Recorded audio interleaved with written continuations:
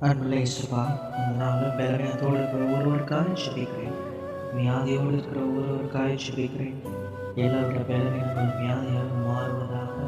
அவரே எந்த வியாதியோடு போராடி கொண்டிருக்கிறாங்களோ, எந்த பலவீனத்தோடு கஷ்டப்பட்டு கொண்டிருக்கிறாங்களோ, அது எல்லாம் மாறட்டும்.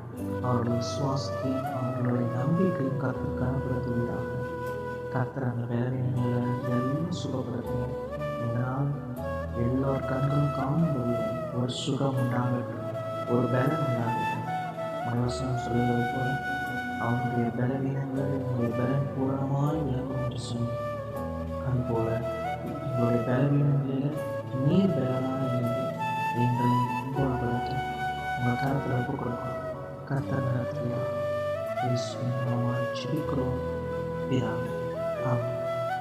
இந்த நாள் இனிய நாளாய் அமையட்டும். ஆமென்.